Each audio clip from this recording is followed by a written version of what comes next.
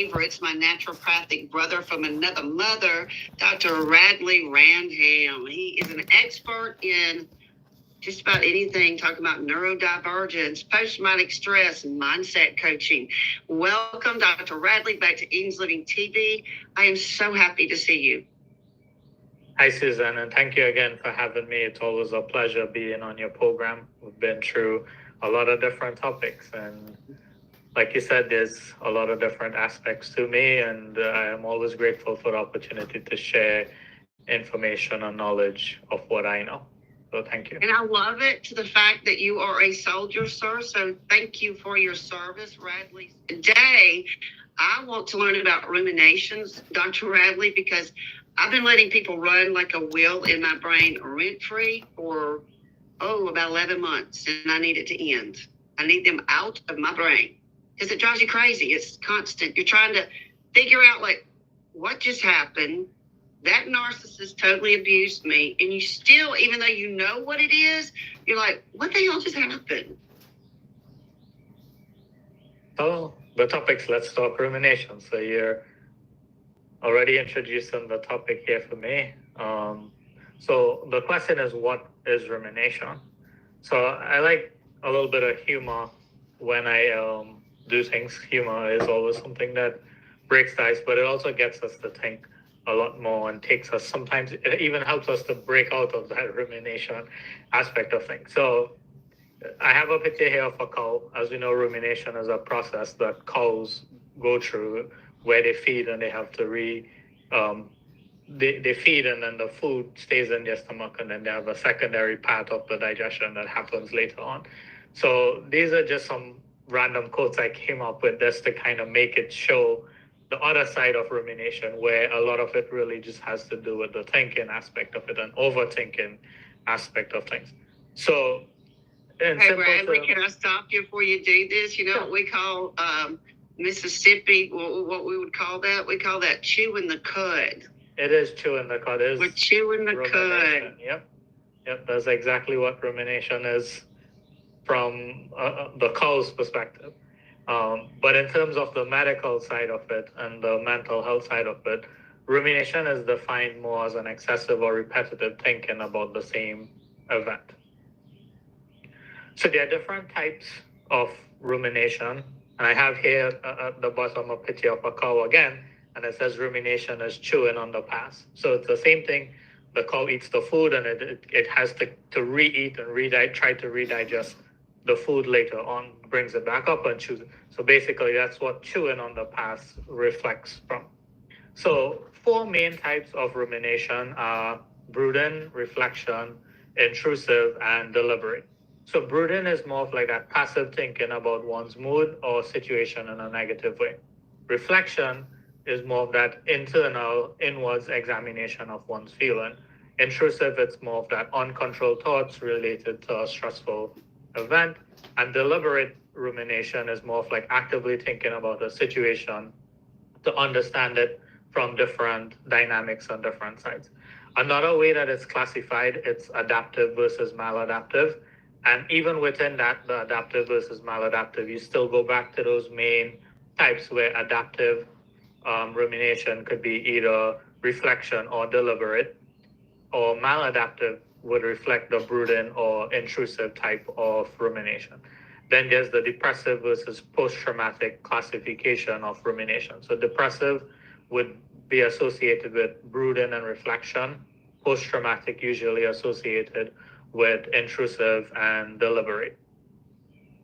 So some of the possible causes and triggers of rumination, they could stem from various things. We've been through a stressful situation, a traumatic event, just us trying to be perfectionists, which a lot of times do stem from some type of childhood trauma or some type of neglect in the past that one recognizes a personal stress, and they try to correct situations because of that.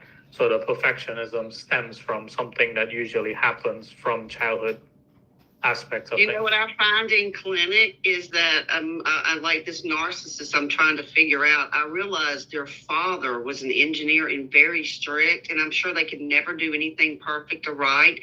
and it's really affected them because they can't, if it's not perfect, you can't do it. Yeah. And it really bleeds into every aspect of your life when you try to control it. It's a control mechanism, and you're right, it's from trauma. Yep. And like you said, sometimes it's things that the parents do that they don't realize the impact of what it puts on to the child. Yeah. So perfectionism is one side of it, but you also have like that low self-esteem. Sometimes people be put down, and it doesn't only come from parents. Sometimes it's societal aspects of things that creates that low self-esteem. But again, these are things that develop from childhood. You have that upcoming stressful event. So, for example, you have a big presentation, or you have a doctor's appointment, or you have some type of event coming up. The stress of trying to plan and think sometimes creates that rumination aspect of thing going on as well. Also, within potential life-changing event news. So even in the medical field, you have where people would go and say, for example, do some type of test that gives you some type of life-changing diagnostic. So cancer is one of those more common things that you hear people tend to have that negative connotation to, where it's like, all right, it's a life and death situation. This is the diagnosis. This is what is going on. So sometimes just in that process of waiting for the test results from certain things can create that type of life-changing stresses. Sometimes it's just waiting on the news of a new job. So you might have been out of a job and then you're just waiting on getting the new job. And in that time of waiting, it's like, all right, am I going to get the job? Am I not going to get the job? What did I do wrong? What did I say? What could I have done better? And all of these are things that we do as part of those rumination. And then more different aspects of things could stem from like phobias and fears, anxiety, OCD, depression. These are things that can trigger rumination. These are things that can help us get stuck also in those aspects of mental health issues long term. I discovered a trigger the last couple of days, actually 2 triggers. Feeling out of control when someone, the neighbor, had my truck for 6 days, and I was completely out of control. I could not make him fix it. And just the helplessness of not being in control, I would pace. And my anxiety was just revving. And I've come to find out he does drugs. I'm like, you can't do that around me. You can't make me wait and wait and wait and wait, because you're just driving my anxiety. And then it got to a point, Dr. Radley, where I promise you, it skyrocketed me, and I started feeling disassociated, totally separate from my body, and I still just now getting in my body. And that's one of the things that happens with it. That's one of the negative aspects of rumination, or negative effects of rumination. Sometimes you have that separation between the present and the past. Sometimes you go into your own PTSD. Sometimes it just aggravates different health issues. So some of the things that it could worsen from a mental health thing, it's mental health aspect of issues could be OCD, depression, anxiety, phobia, PTSD. They could actually make these things worse than it were before. So you might, for example, something happens and you're somebody that struggles with depression. It's easy for you to go down that rabbit hole and get stuck down that rabbit hole because spiral. of Spiral. Exactly. I figured when I was triggered and I couldn't get my heart, I was tapping, I was walking, I was trying to deep breathe, but I kept asking them, do you not understand that this drives me, that you're hurting me, literally causing me physical pain, and my migraine and my brain hurts, and I'm having loose bowels because my central nervous system, I didn't feel safe. How can you get people that don't know what post-traumatic stress is to understand you are causing me pain and I'm suffering, and if you don't stop, I can't be around you? That is something that has its own little challenges. Sometimes people who are not typically aware of their own self, it becomes difficult for them to be aware of their situation around you. And a lot of times people trigger things within PTSD for us. Oh, lost you. Are you Can't hear you. You hear me now? Lost the video. Hang on, Sam. Are you hearing me now? All right, there you go. We lost you for a second. Okay. So I'm saying, what I was saying is that sometimes within the PTSD aspect of it, and people recognizing it, sometimes the issue is that they are not themselves self-aware. So sometimes they don't realize that things that they are doing could potentially exacerbate somebody else's situation.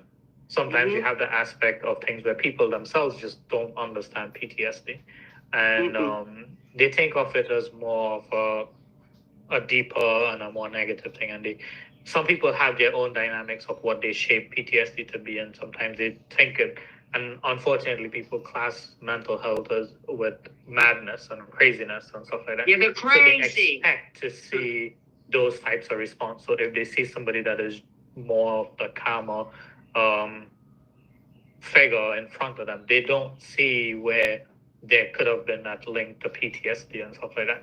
So sometimes just them not having awareness of certain things or understanding PTSD can create that separation from them being able to understand why you're being triggered about it. Sometimes it's just us having to take the opportunity to educate people about it, and sometimes it's a way. Hard.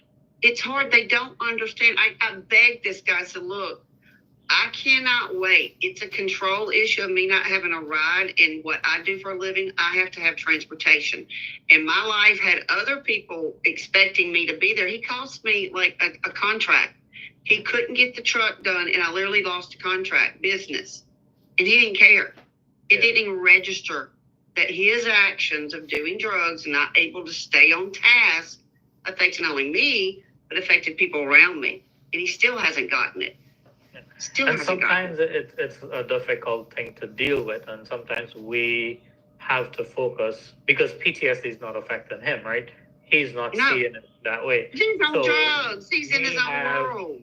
When we're going through our experiences, we have to learn to find ways to control things, and we have to find ways. And I mean, yes, it's putting more pressure on ourselves, but we could only control what we could control. And the more things we could do to sort of help protect ourselves in those situations is what would make the biggest difference for us. Because again, it goes back to them not understanding the situation, and when they don't understand, they may not have a care for it. So we can't always say, let's leave the blame on them, or say that what they're doing is necessarily right. It's not a matter of right or wrong. It's a matter of us trying to take control of our conditions, our situation. It's traumatizing. He was re-traumatizing me every second, and he intentionally made me wait. I mean, I'm telling you, 45 minutes to get my truck. Every second, I knew he was just in there. I knew he's like, is it form of control? I'm going to control her. And that's where we have to know, how do we manage our triggers? How do we create boundaries around things that can help us to protect ourselves from going through that overreaction or overthinking process of the situation. So again, it comes back down to us trying to find ways to help control what we could control and put things protect in place. Ourselves. Yeah, to protect my safety. The space to help with those things. Yep. Yeah. It is a lot of education. I've lost a lot of friends that don't understand it. They're like, oh, you're mentally ill. No, I'm traumatized. I was in a 5-car pilot, spent 25 years of my life addicted in bed alone. That's trauma. It's trauma. Yep. It's just so misunderstood in society. Oh, he's got mental health issues, or she's crazy.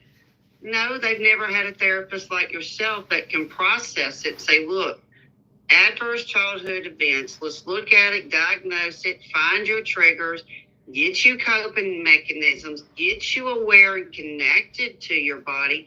As you said, most people are not even aware what they're doing to other people.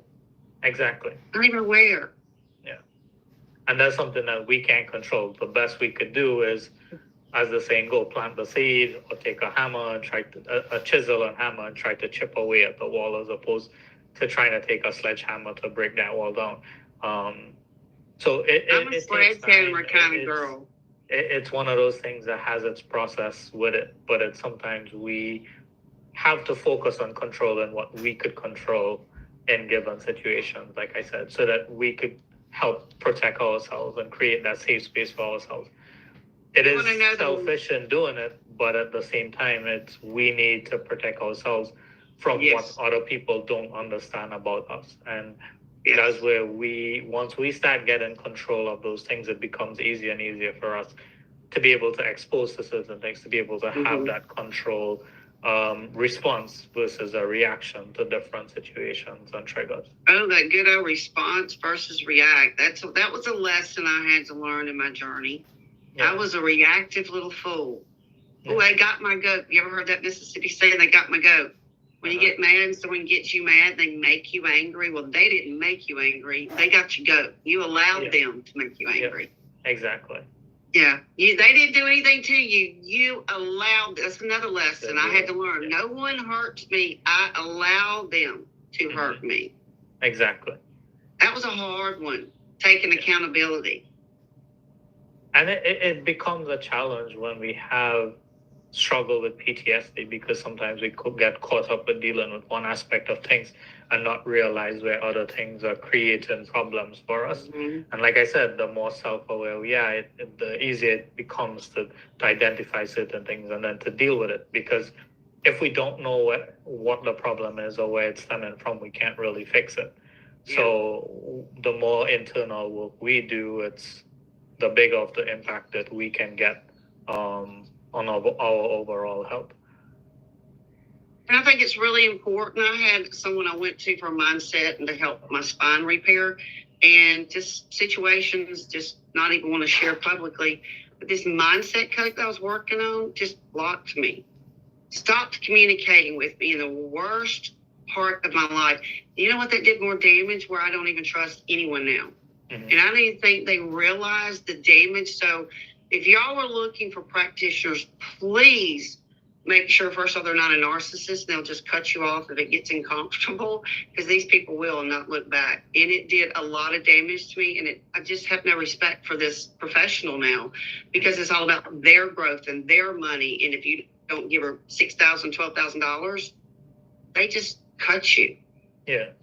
We were friends for 4 years. What do you think about a professional doing that calls herself a mindset coach? They can't communicate, Radley.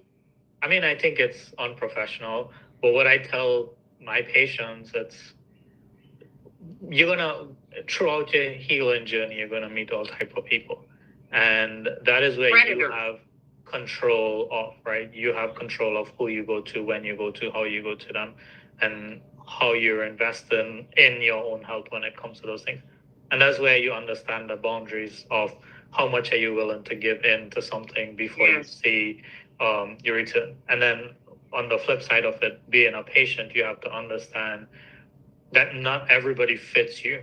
There might be one person that style of personality really works for, and they might be able to get the help that they need from that person. Person tried to control me. It was all about something control. Completely different.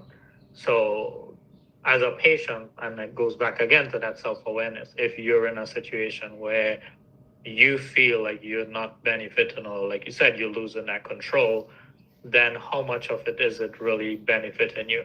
And then once you're able to identify that, then you have the chance to say, listen, I don't think I could continue with this specific style or this specific way.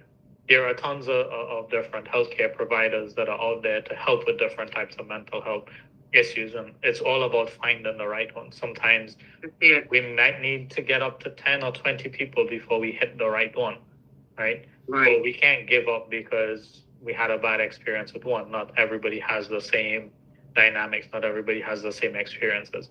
So a lot of times it is taking that time to find what works for you, and the person that works for you, and the style that works for you. And sometimes even within the same person that works for you, sometimes it's different styles that has to work for different traumatic event that we've been through. One thing, it might be easy to talk about. Another one, you might need writing. Another one, you might need some type of things like EMDR or EFT or some different type of group therapy that might be more effective for that specific event that you want to work on. So a lot of it is, a lot of different dynamics happens with it. It's, yes, we could get help, but sometimes it takes more time. And the more we understand that, it's the better we would be able to get that help that we need. Mm-hmm. And we can't just give up because we went to 2 bad ones, 3 bad ones, 4 bad ones, 5 bad ones. The 6th one might just be the lucky one that helps you make the significant breakthrough. And you should never look at it as these people never helped you, because they've made you more aware of something. And sometimes even with those narcissistic personalities, they would help you understand that, okay, well, maybe something within that personality is what is clashing with me. So why am I seeking out? Why am I getting that repetitive Just like cycle? my mother. They were just like my mother, controlling, all about money, all about that image, all about this. I'm like, oh my gosh, I attracted my mother and a therapist. And that is what that would help you to figure out, like, okay, this is maybe the situation that I need to focus on. Because sometimes we reach out and we're like, we want help with problem X, right? But really and truly, deep down, problem D is the one that is the biggest thing that we need to deal with. And sometimes when we go to these different therapists, they push buttons so much that it helps you pop option D up or event D up, and then you don't realize, like, okay, this is why. But then you put that wall up and say, oh, this is coming up and this is why I feel this way. Maybe I should just step away. Yes, it might be the right thing to step away, but you have to also take the lesson that is coming out of it. So I don't like to ever say that there's a bad therapist or there's a bad doctor. Something about them are going to help you in some ways. Yeah. I mean, yes, people have their own ways, their own styles and stuff like that, but something within those experiences, why you decide that you needed to put that wall back up, why did you need to feel that negative connection with that person. It's created. It made me sick from you. Her cutting me off, not even communicating with me, it physically has made me sick for 11 months. Mm-hmm. We were friends, and because I didn't pay $6,000 fast enough in other situations, and I saw that person was not a healer, but more of a, here I'm a corporation, want a multi-million-dollar whatever. I don't work with those type people. They are not my type people. I don't even charge a lot of times for therapy and working with a lot of sex trafficked girls. My whole mission in life is not to be a multi-millionaire. I want people to find themselves, heal themselves, and love themselves and find their God. That's my whole mission, is to hold space and give you a safe space without judgment. Radley, safe places are hard to find. Mm-hmm. It is definitely something that is a challenge sometimes, and we have to try to create that when patients come to us, when we're working with friends, family. Sometimes we have to find that way to create safe spaces for them. We also have to learn to create safe spaces for ourselves too, so that in that way, the more practice we have with doing it for ourselves, it becomes easier to do it when it reflects on somebody else as well. Right. So coming back to the negative effects of rumination. Talk about ruminating. Yeah, I've been ruminating. It is a very good example of where rumination plays that part. It brings up things that has affected us. So sometimes it affects or it encourages that negative mood. It increases risk of harmful behaviors. It could affect sleep. It also develops like comorbidities. So things like high blood pressure, heart disease, different types of other health conditions that are typically seen as comorbidities with mental health, even things like diabetes and stuff like that. Some of those things can stem from mental health. Not saying that every time it does, but sometimes there is that connection with that extra stress that we put ourselves through because of the rumination. Increases blood pressure, increases sugar, etc., increases inflammation within our body. And then they present in so many different ways for us. So it is important to understand that sometimes there is that negative effects of rumination. So I wanted to highlight here a study on rumination and PTSD, and this is just one study, but there are also several other studies that sort of reflects the same information about rumination and PTSD.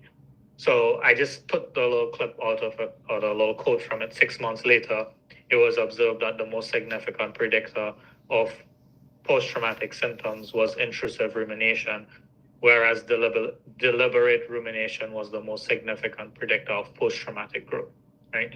So that's basically showing where the intrusive rumination helps to lead more towards PTSD versus the deliberate rumination helps to create that post-traumatic growth. And the difference really is the intrusive one is going down that negative rabbit hole again of keep dwelling on certain things. Deliberate rumination, it's more of where, all right, I'm doing it in a more constructive way. I'm actually, and this is where we have to understand sometimes rumination may not be a negative thing. There might be positive aspects to it, but a part of it has to do with how much of it are we controlling and where are we going with the rumination. So deliberate rumination would be more of something where that it has that structure to it. Well, like I'm thinking about whatever the trauma was, but I'm thinking about it in a more way of trying to become aware of that aspect of the trauma. I'm trying to become more aware of what does that trauma create within me. What are the triggers associated with? What are the emotional responses? What are the mental responses? What are the psychological, physiological responses? And through that way, it's what could help you to deal with the post-traumatic growth aspect of it. So once you're able to identify all of those things, then it helps us to figure out ways to deal with certain things. So rumination and post-traumatic growth, a lot of times the deliberate rumination is what would help us to have more positive outcomes for post-traumatic growth. Rumination and depression. So this is another from studies that says depression has shown a stronger relationship with brooding rumination. And that's where we compare in one current situation to an idealized alternative versus reflective rumination, which is more of engaging in a cognitive problem solving through internal reflection. So again, this is two different types of rumination, brooding rumination versus reflective rumination. So depression, you see where we go through those process of like trying to compare our situation to another person's situation. And we minimize the effects of our situation, or we maximize the negative look on our situation. And that sort of creates that extra depression because now it's like, all right, well, things are the worst possible way that it could be. And that's what we dwell on when we ruminate by doing that brooding rumination type.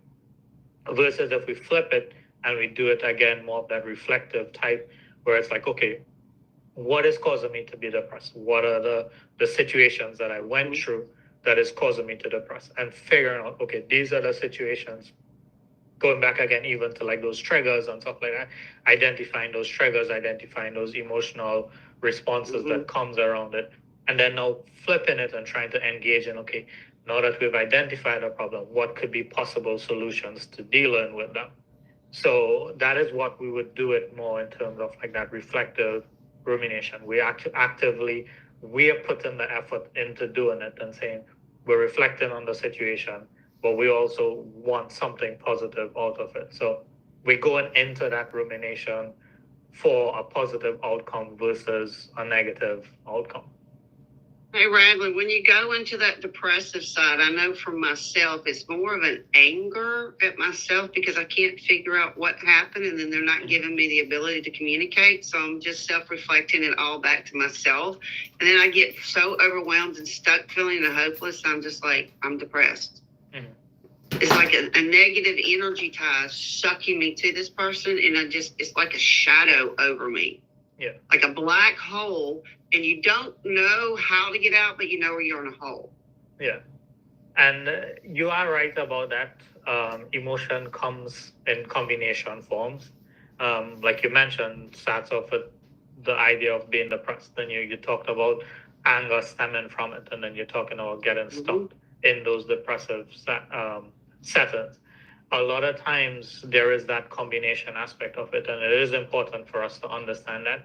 So when they pop up, we know how to deal with it. And again, this is where if we do it in a more of that constructive rumination style, so example, that reflective or deliberate rumination style, then we could go into it and take out what is negative from it and figure out, create that problem solving aspects of things.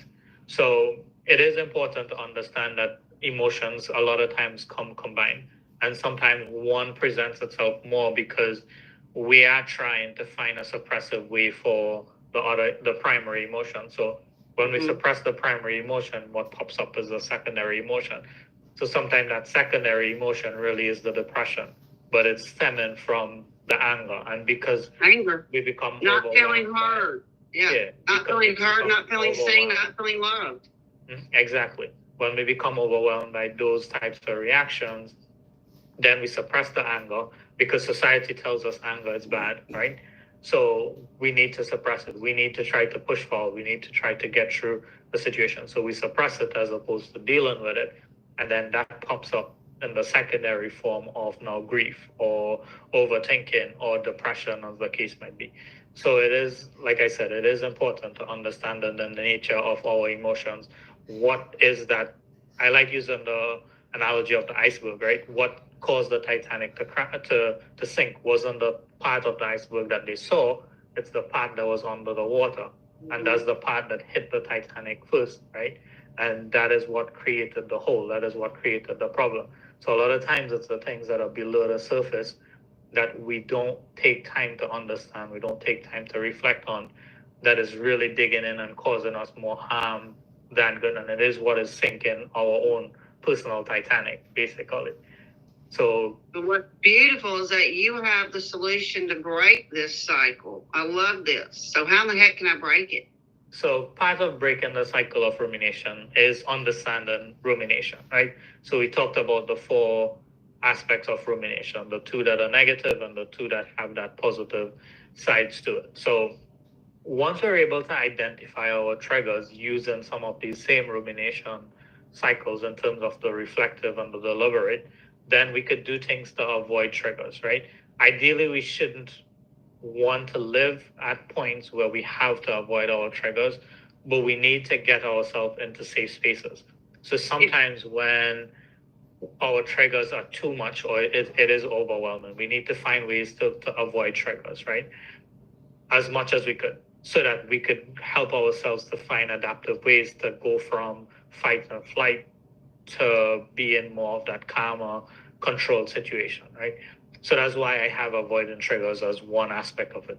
It's not the end all be all where you have to avoid all triggers, right? Because there are sometimes you might be in places or situations where you cannot avoid the triggers. And ideally, we want to get comfortable to a point where avoiding triggers is not the ideal situation. We should be comfortable being around our triggers, but not being triggered.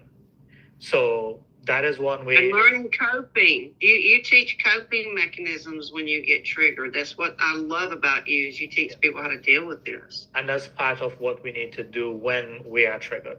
If we understand when we understand triggers, we have to understand how does triggering present for us, right? What are the emotional responses? What are the physiological, psychological responses that we see? Do we notice tightening of muscles? Do we notice a headache? Do we notice sweaty palms? Do we notice tension in our shoulders? These are things that happen before sometimes the emotional response comes in. So if we're able to identify some of these secondary or these primary responses before the secondary responses happen, then we could create situations where we could break that cycle of the triggers happening, right? Avoiding them is one, but as you said, coping mechanism is another aspect of it. Doing deep breathing exercises, doing something that distracts you from it in that given moment, take your mind off of it, not necessarily moving away from the situation, but taking some type of simple thing that you could do within your own time. Sometimes it's just writing on a piece of paper. Sometimes it's taking a deep breath. Sometimes it's taking a deep breath intentionally where I feel tension in my shoulders. I take an intentional deep breath, breathing into my shoulders, allowing it to relax. Doing things like tapping. These are simple coping mechanisms that we could have within our given situations to help break that cycles of the trigger. Being in nature is a way of breaking the cycles with rumination.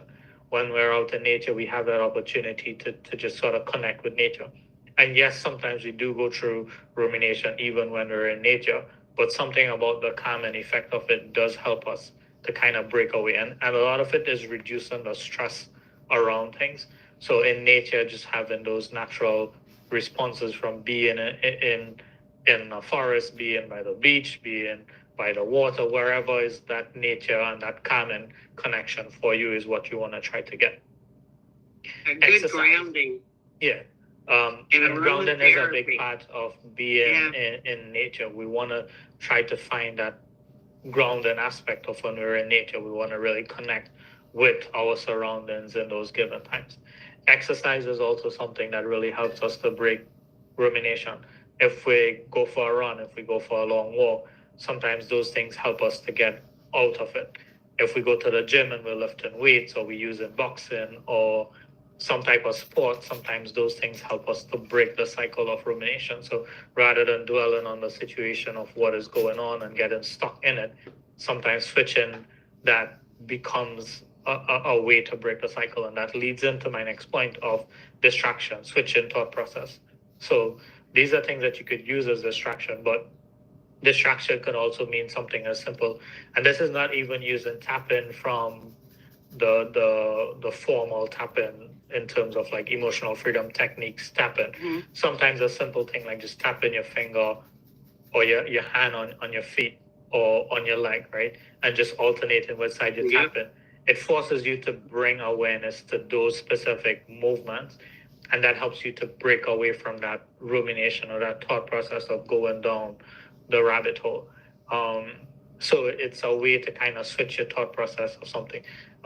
Distraction could be like I'm writing, so I take a pen and a piece of paper and write something down. Mm-hmm. I take my phone and I go and I type in something on it.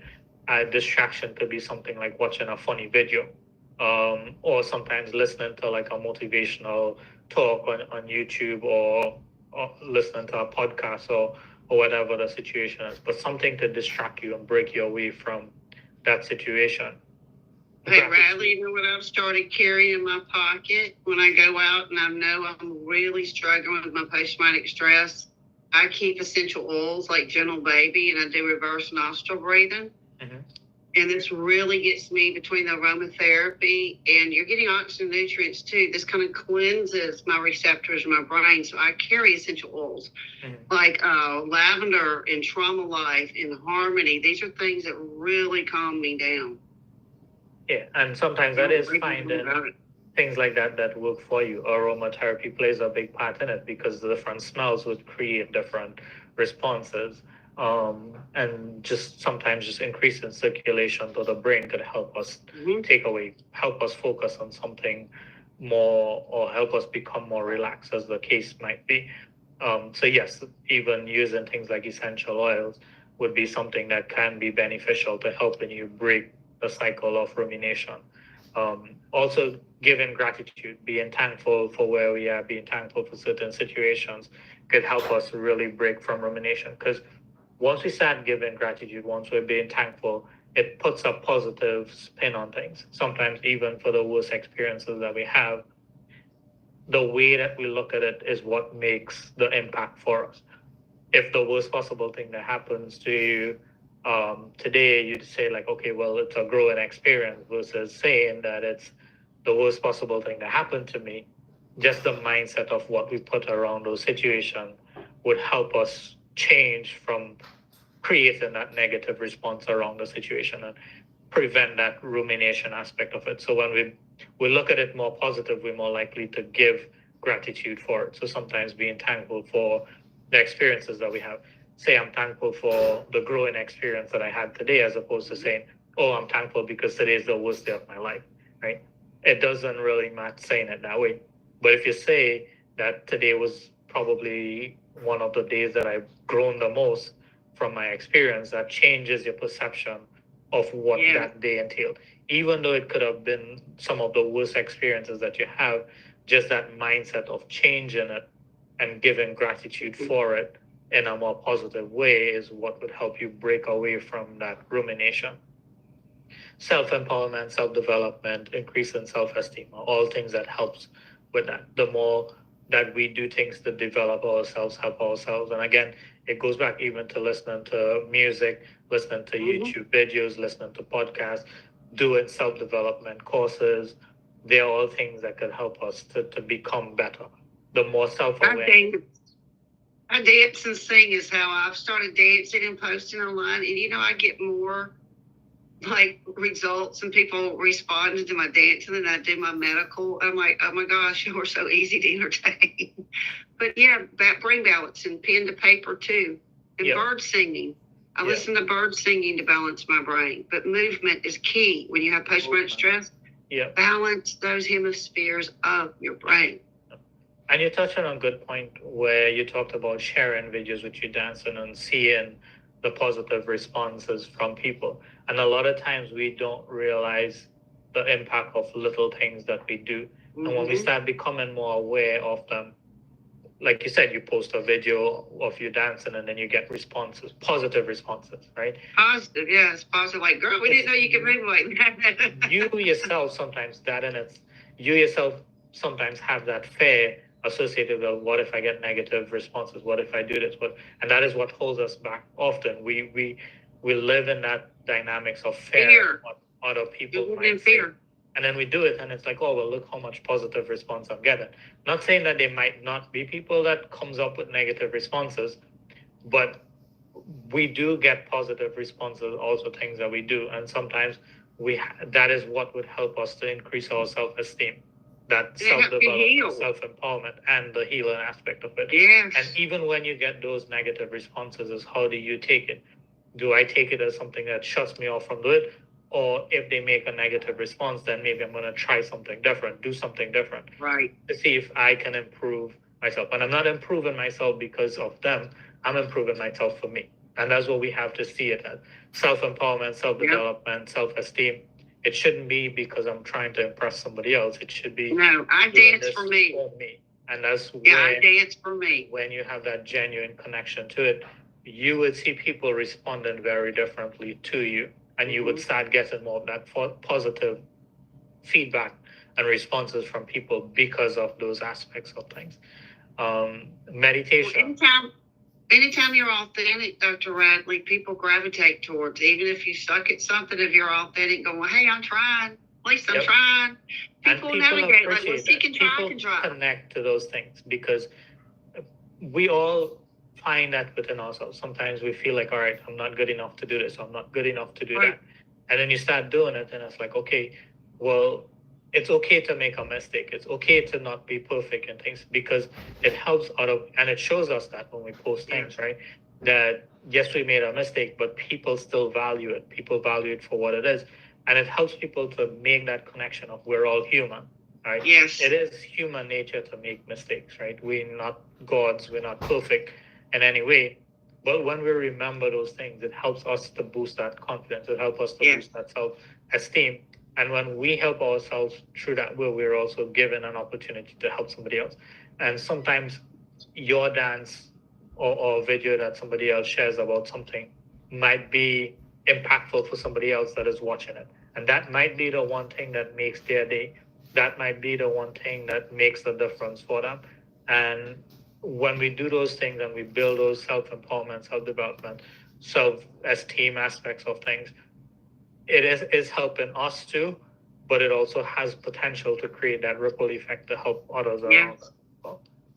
I have a whole little group of brain injured people that literally can't dance and used to be ballerinas, and people don't know that I lost the ability to literally walk, and my balance sometimes is off. I've almost fallen dancing. And my brain injured people recognize that I'm struggling. And they're like, girl, you can do it. And then they are like, well, she can do it sick and hurt and dizzy. I can too. So it's a ripple effect of being authentic, sharing your struggle. People a lot of times want to put a mask on that they're perfect in their life. That you're doing a disservice to yourself and society when you wear a mask. Exactly. You do. Exactly. You do. And another aspect of it is the meditation and the self-awareness. The more we do meditation is the more self-aware we become.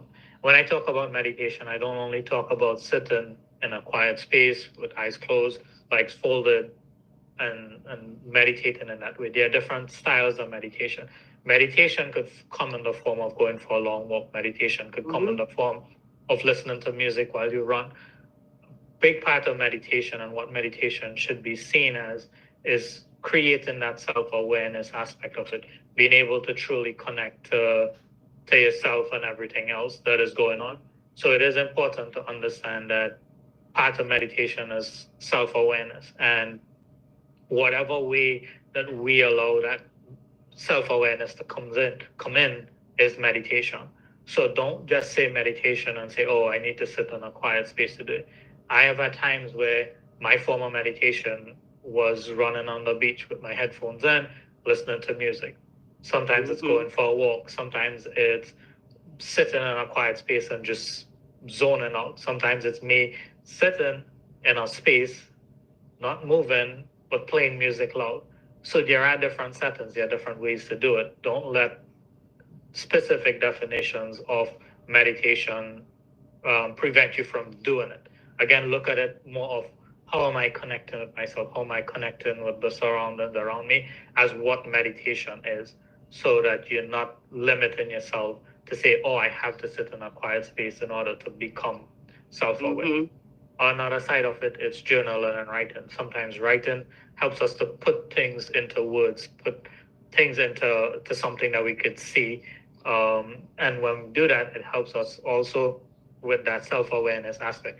But sometimes when our mind is running on something, just taking pen to paper, put it down, fingers to the keyboard and typing it in. It helps us to break the cycle of rumination. And you could pick writing to be whatever form you like. I like writing in the form of poetry. I have never liked journaling. I don't like writing. I didn't know you liked journal. Poetry. I am this way, I am that way, or this was my day. I never liked that style of writing. Not to say that I haven't done it. I have done it for school and stuff like that, but it was never something that I was drawn towards. I like writing in poetry because it gives me an opportunity to write in an abstract way that I could understand, that others may not understand, and it's left up to interpretation. So sometimes for people who don't want people to really read and see exactly what is going on, this is a way for you to really use writing and put it in a way that you understand it, but it's not something that anybody could just pick up and say, oh, I know exactly what is going on, because you don't want to talk about a given situation. So there are different styles of writing, different styles of journaling. It's finding something that you're comfortable with. We talked about listening to music and stuff like that. These are expressive ways to get things out.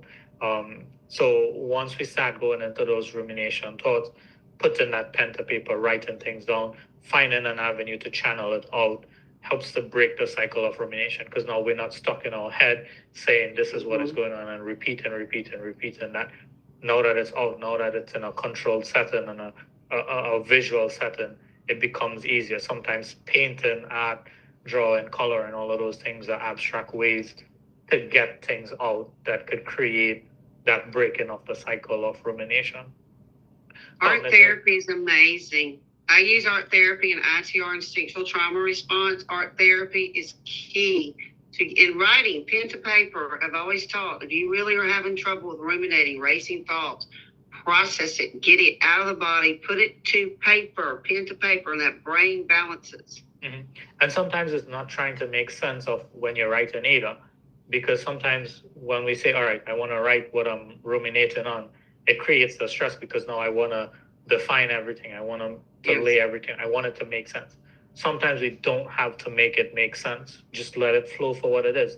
Because a lot of times when we're ruminating, that is what happens. We go through these process back and forth, and it's not organized. And that's what keeps us dwelling on the rumination aspect of things.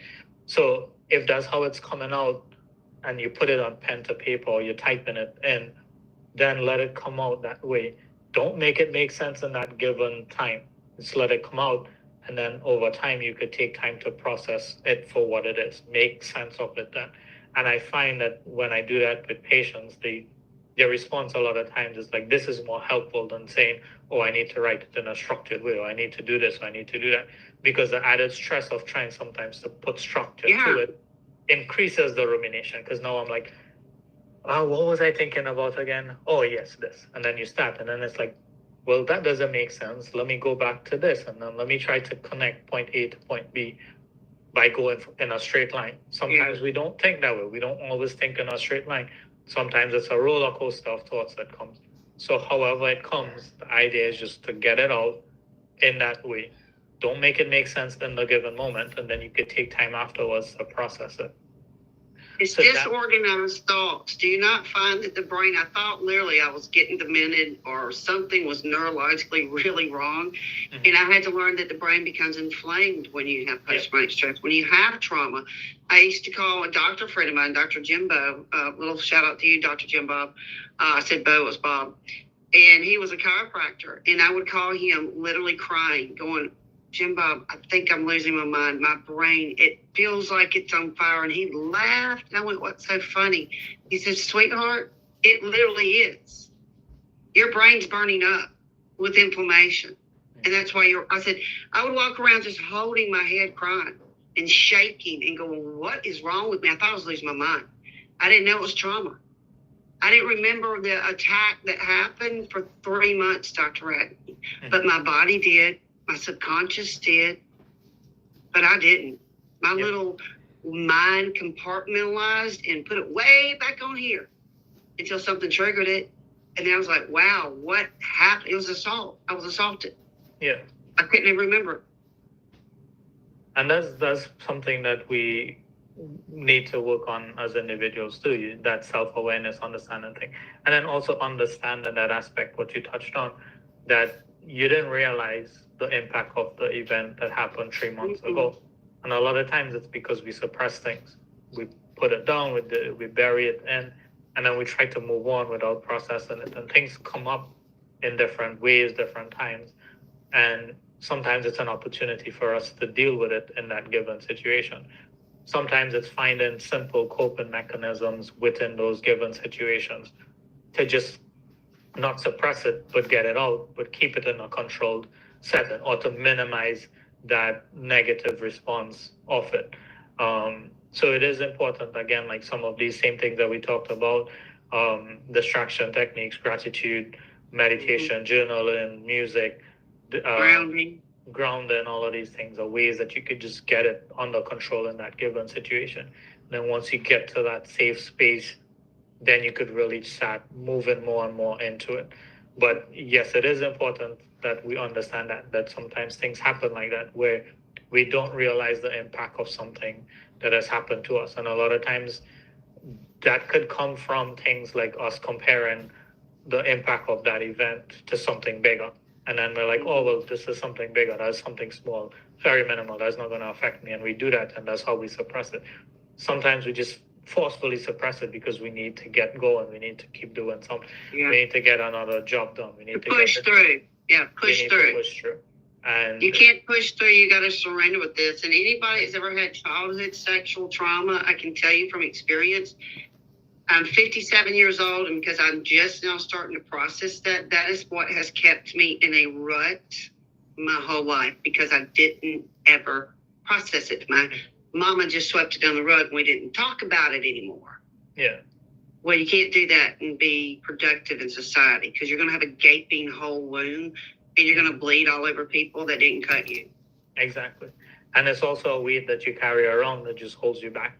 The heavier the weight of the burden, it's the more slower we'll be able to move. Exactly.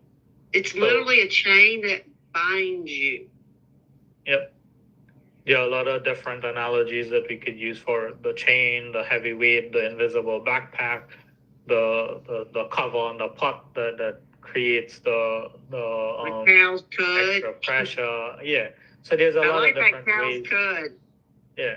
There's a lot of different ways that we could think of it, but the important thing is understanding that there is impact that happens to us from every event that we go through, be it a positive event or a negative event. It all helps to shape some aspects of our lives. Yeah. So, and also, I want to point out, there's no big or small trauma. Trauma's trauma, and you don't ever need to compare your trauma. Like Radley has trauma, and I have trauma. Mine's not worse. His isn't worse. Trauma is trauma. Don't play. Yep. I can't stand these people when I decide to open up my life and share a very raw, painful experience. And then like, No, mine's worse. I'm like, wow, you just diminished and didn't even hear what I shared and didn't acknowledge what I shared and then try to trump me. I don't hang around people like that. I do not. Yeah, There's and no that is something a lot of empathy. people struggle with, comparing traumas. And that is something that keeps us stuck in the cycle of PTSD, because now it's like, all right, I'm comparing, and you have both sides of it. I'm comparing my trauma to yours and minimizing my trauma. I'm comparing my trauma to yours and minimizing your trauma. But like you said, trauma shouldn't be considered big or small. Mhm. Trauma happens because of our perception in that given situation. So when something happens to us, it is how we perceive it. It has nothing to do with how other people perceive it. So when we register that perception of it, of that given situation, up to that point in our life, that could have been the worst possible thing that has happened. Right. Flip side of it, other people, yes, they may have seemed to have been through something worse than you, but that doesn't minimize the impact of the trauma. Your trauma impact might be the same as mine, because at that point it's the worst possible trauma. And then you have other dynamics of it. It's like the resiliency aspect of it. What other type of things have you been doing? What other risk factors around PTSD are there that is creating the impact for you? So it is a multifold, multidimensional thing that you have to look at when it comes to it. But again, it boils back down to the perception that you had associated with that specific event in that given time is what makes the difference. It shouldn't be me comparing what happens to me to comparing it to somebody else, even if it's the same exact incident. Right. Because our perception will always be based off of our experiences throughout our life up until that point.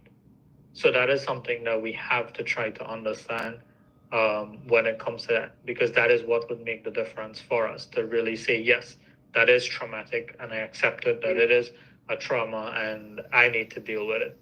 And if we don't understand that simple connection to it, then a lot of times it becomes easy for us to say, nah, that's small, just suppress it, just leave it, just push through it, just whatever.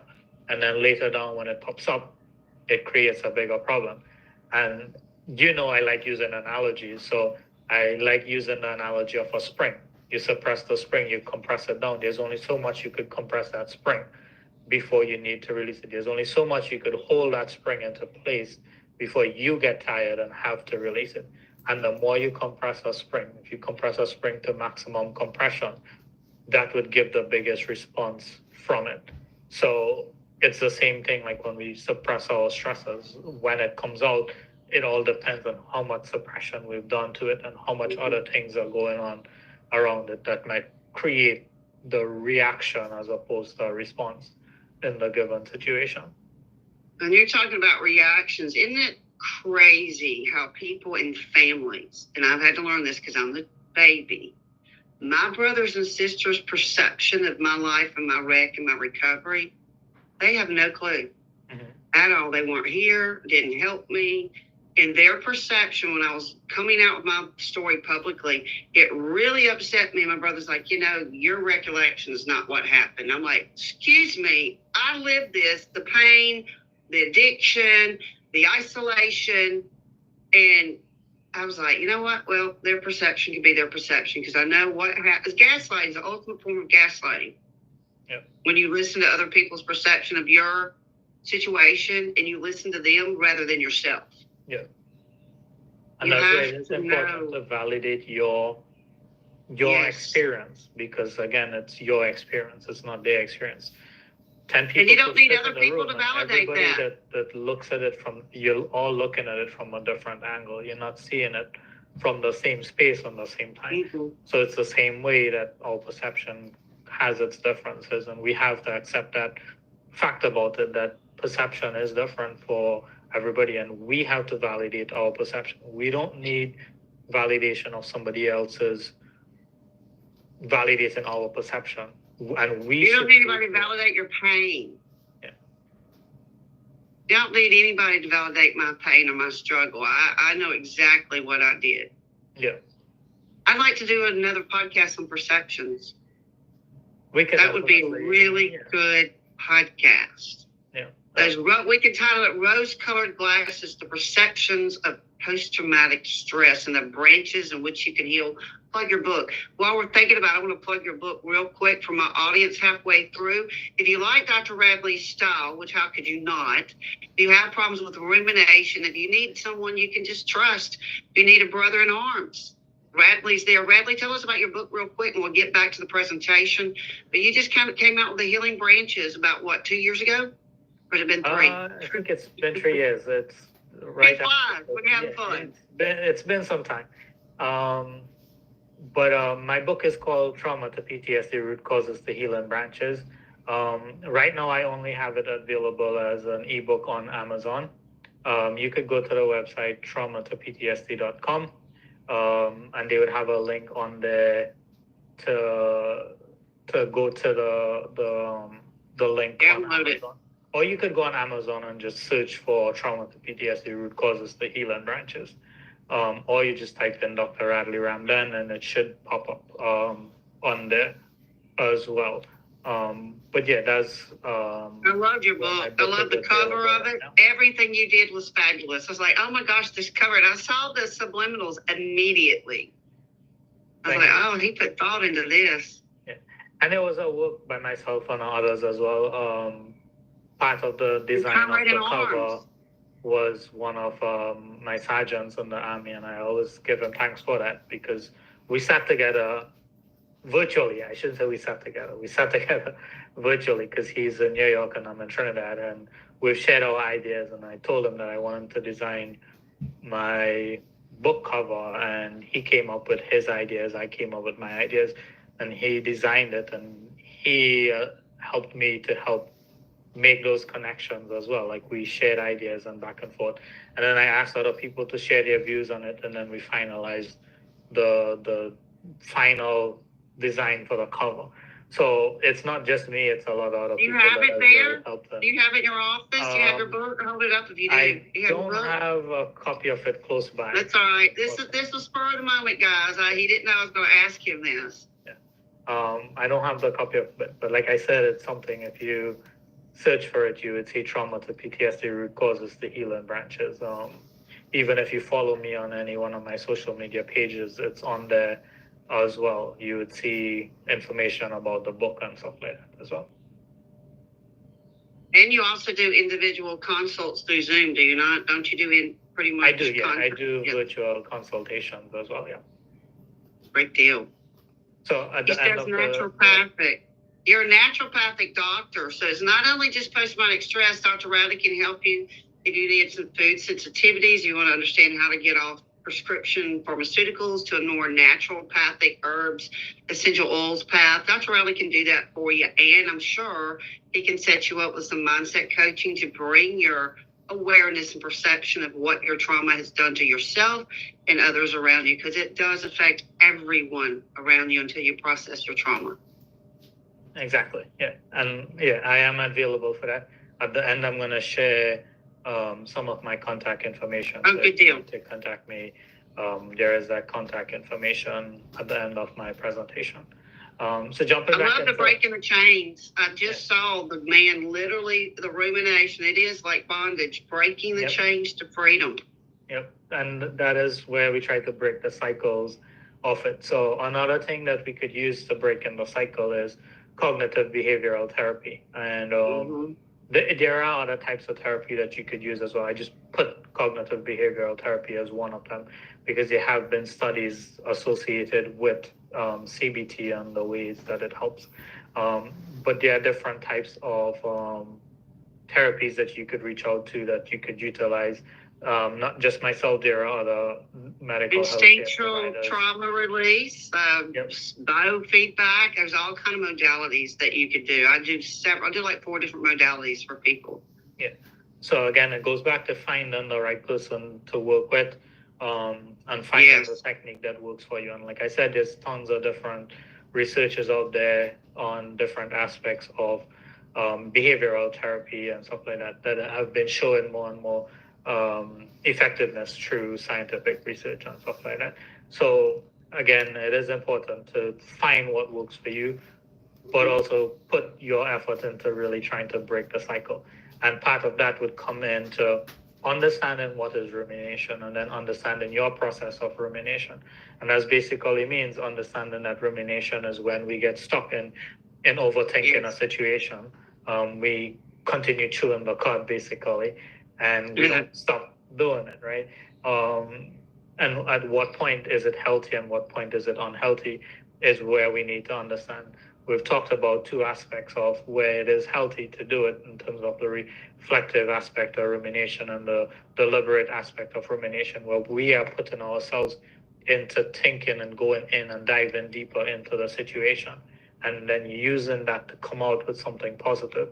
So we know, yes, rumination is overthinking and going in and repeatedly thinking about the same thing over and over. But when we do it with that deliberate and reflective aspect of it, we're doing it with a purpose. And that's where your process of rumination would come in.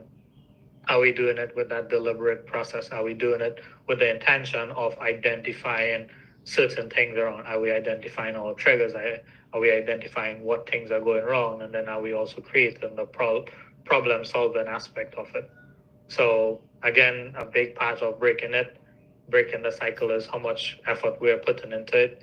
That self-development, self-esteem, self-empowerment, but also just understanding our process of rumination, understanding why we're ruminating on something, how we're ruminating, what we're ruminating about, and taking that time to just put it together and create the problem solving aspect of it.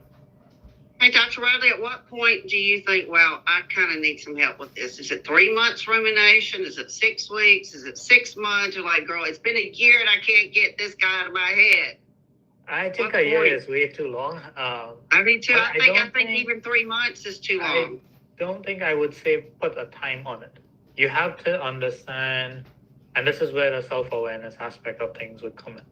If we realize that we're getting stuck in ruminating and it's affecting our quality of life, then that is when you should take the steps to go. Because sometimes there might be people that ruminate about things over a year, but they're still able to function. And it is creating a negative impact in our lives by ruminating keeping you stuck for that long. Keeping you stuck. But if it's, and this is why I'm saying don't put a timeline on it in terms of saying if it goes only for this amount of time, then to do it. Because there might be some people that are ruminating on something just for 2 or 3 days, but it's getting to the point where it's affecting daily function in our life. It's creating depression, it's creating issues with sleep, anxiety. It's creating other issues with mental health, anxiety, PTSD. It's creating different type of health issues. So you're starting to get sick more regularly because the immune system is being suppressed because of the stress response of it. Digestion. My digestion, man. Whoa, wow. We're developing issues with acid reflux. We're developing high blood pressure, IBS, different things like this. So what we want to do is we want to try to break that cycle before it gets to create damage, like physical damage to our physiological responses of it. So that's why I don't like the idea of putting a timeline on it, because for some people, their rumination might be a quicker pathway to creating the physical responses and the negative physical responses. For some people, they may be able to ruminate over something for a longer period of time, but they still have some degree of control, right? And that's where, again, understanding your process of rumination. And don't only look at it as a negative thing. It's like, okay, I identify that I'm ruminating on it. How do I switch from brooding to reflective, right? How do I switch it from intrusive to deliberate? And just finding your ways to switch from the negative aspect of rumination to the positive aspect of rumination. So once you feel like you don't have that control is when you need to reach out for help. And that's the best way to put it. Like I say, for the when time you feel out of control. It's difficult to say because different people are coming from different situations. And we have to think of it that we might be ruminating on one incident, but what else is going on around it? How have we been diagnosed with PTSD before? Have we been diagnosed with depression before? If we have, then when we get into these negative sides of the rumination, it is likely to increase the effects of those things. So you want to reach out for help earlier than later. You shouldn't say, oh, because I have dealt with depression before and PTSD and I've healed from it, and then now I'm going through rumination, I should say, oh, give it 3 months or 6 months. It might be a case where it only takes 2 days for you to go back down that rabbit hole and get stuck down there. So don't look at it as a timeline. Look at it through self-awareness. Where am I? Am I able to function? Am I able to, even though if I'm ruminating, am I able to break the cycle of rumination and get out of it and be able to switch and function effectively and efficiently in my life?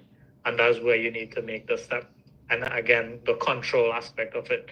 Even if you're able to function, if you feel like you're losing control, then that's the best time to reach out for help. Don't wait until you lose complete control. As long as you're feeling like you're starting to lose that control, reach out for the help so that it could break the cycle and it could help you get back to your regular path, like a more structured routine, and for you to really function optimally, effectively, efficiently, as the case may be. This truly is just awareness and breaking that cycle and having the perception like, okay, this is a journey. I'm not crazy. I'm not broken. I was traumatized, and it's going to take me time to heal. And if I can't find the community to support me, keep walking, because I promise you, you will. Yep, exactly. I promise. The right people, not the ones that want to charge you $6,000 and $12,000 and block you when they can't control you. That's not a good therapist, friend, or healer. It's just not. Someone that wants to control someone and their healing and their perception or growth or whatever, if there's a control from your therapist, you're with the wrong therapist. You're supposed to create a safe space. There's a lot of people out there that have the skills, and it's not just me. I know other people because I have gotten help from other people. And it is important to understand the dynamics of it, that we shouldn't just say stop at 1, stop at 2, stop at 3. Just keep going, and you would find the right people for you. Once you find them for you, then you utilize them for you. And sometimes even the same set of people that you've worked with in the past, there might be something else that comes up in the future that they might actually be more helpful for. So again, don't necessarily cast away some people unless you really feel like there's zero potential. Because sometimes there are people like that you would meet and you'd be like, I know there's no way that they could help me in the future. And then it genuinely becomes the case. But like I said, I don't like the idea of saying no that they never would, because you never know. Their style might be the one style that you really need to help you break through. But you may not need to get to 20 sessions with them or 10 sessions with them. You might just need that 1 or 2 sessions just to get you that breakthrough, just to get that push that you need.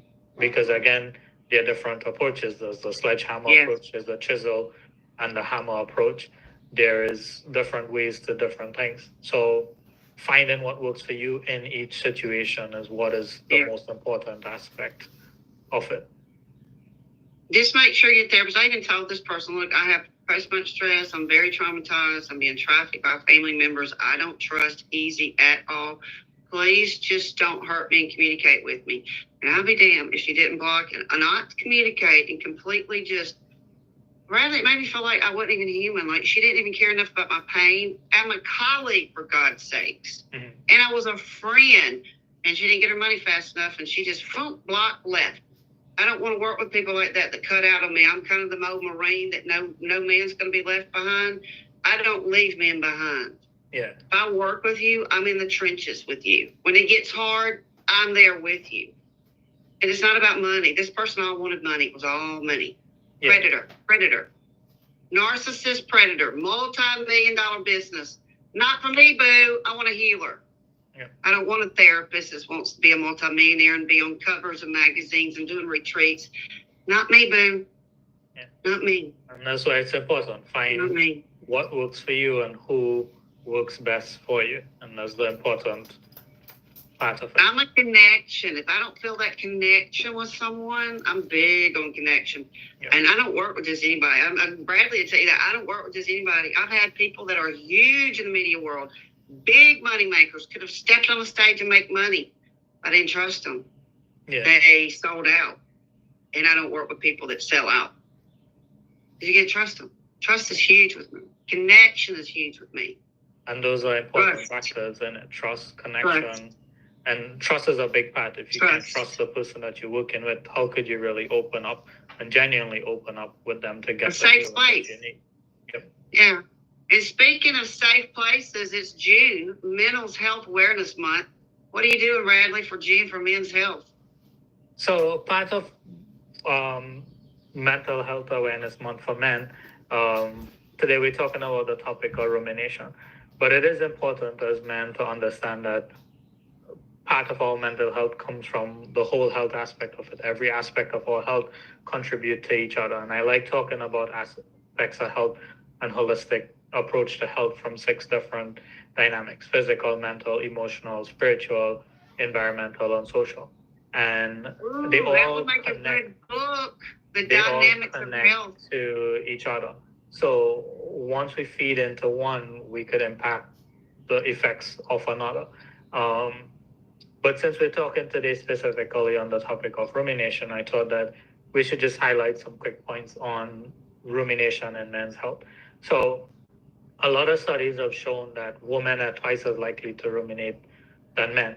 But that doesn't, again, going back to what we talked about earlier, we shouldn't just say minimize the effects of it because we're comparing one thing to another, right? Yes, more women are more likely to ruminate than men, but there are also men that are affected by rumination, and it is important to understand the impact of it, understand the process of rumination and stuff like that. And a lot of times we have to also understand that societal pressure to suppress emotion in men is what could lead to the rumination, because now you don't have an avenue to express your emotion, you don't have an avenue to express your feelings, and then what that does, it forces you to internalize things. And sometimes you get into times and places where you can't no longer suppress it, you can't keep ignoring it or find ways to distract, and it pops up at times where it's like you sit down and you dwell on what's going on over and over, and that's where rumination and men's health happens. It's you getting stuck in that place of repetitive cycle over and over and over and over, and it becomes creating a long-term impact on your mental health, emotional health, physical health as well. It even affects things like your social health and environmental health. You're unable to relate with people as well as you used to before. So making sure that we understand that rumination can affect men is important. So it's important for us to take, as men, to take the time to understand the impact on their mental health, on themselves, and on their family. And it is important to break the cycle as early as we can to create that long-term impact. So the men that are struggling, it is important to reach out for help. Whatever help you need to reach out for, it is important. Sometimes reaching out for help is family, friends, medical healthcare providers. Reach out to where you need to, but the important thing, especially for this month of June, where we're talking a lot about men's health and men's mental health, we shouldn't just make it a topic for a month. It should be something that we should live and really try to promote throughout the year. And like I said, my message to men is when we struggle, we could struggle together, but we could also get through this together. So it is important for us to take opportunities to connect with ourselves and find ways that works for you to really overcome whatever struggles that you are. Validate your struggles, but work on it as well. And don't just give up just because you don't feel like you deserve help. Everybody deserves help, and we are all part of those everybody that deserve help. So that is my little message for men on Mental Health Awareness Month. Thank you. I love it, the fact that I keep thinking I went like this because of the spring analogy. You know, men, we were taught in Mississippi growing up, shake it off, be a man, you know. You cry makes you weak. I was taught, I'm not a crier. If I cry, I'm very, very, very upset or mad. I don't cry because I was taught, nope, you don't cry. As men, you need a safe place. You're the head of the household. If you don't understand how to deal with your emotions and your mental health, and you don't have anybody to go to, I promise you there are people like Dr. Radley that can help you. Reach out. Mental health is so key. Our men are the anchors of our society. I hate it when women's like, I don't need a man. Yes, we do. We need strong, confident men. We do. We need mentors. We need leaders. So I want to say thank you, Suzanne, for creating this space for us to have this discussion today on this topic of rumination. I like ending on quotes. I like ending on different pictures. So I saw this picture when I was making the slide presentation. So I thought it was the ideal thing to sort of just throw in there as I say thank you and end the presentation for the cows have 4 stomach compartments to extract as many nutrients as possible, as what gives them the opportunity to ruminate, right? I have 4 brain compartments to extract as much worries as possible. Bad dreams, unfinished works, am I living up to my potential, existential angst? So take time to understand what rumination is, take time to understand it is a process, it is something that we need to work on. And there is the positive and the negative sides to it. Try to focus more on the positive sides of rumination, really delve into that deliberate and reflective sides of rumination when it pops up for us. Take the opportunity to find something positive out of it. Find the cause, find the root cause, find the triggers, and find solutions for all of the triggers and the causes. And that's how we would heal, right? So again, my contact information, Facebook and Instagram, my handles are Universal Tree Health Clinic. My email is universaltreehc@gmail.com. And you could follow me and subscribe on YouTube at Dr. Radley Ramdhan. So again, Suzanne, thank you very much for creating this space and time for this presentation. Thank you. Hey, Dr. Radley, I enjoyed chewing the cud with your brother. Thank you.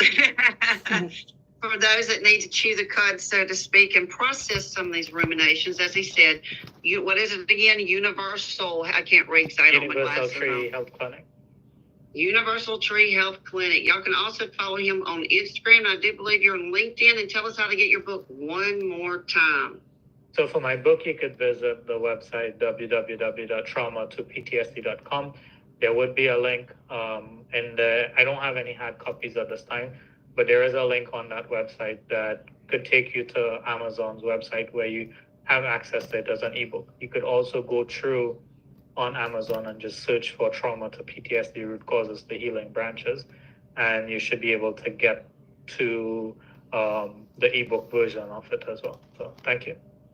You're welcome. Thank you again, Dr. Radley. Always a pleasure having you here. Guys, remember, you can heal those healing branches. You can heal one bite, one prayer, one thought at a time. Tune in to Eden's Living TV, channel 16, WYBU. Thank you, Dr. Radley. You have a blessed day, and thank you for teaching me how to get off that rumination wheel.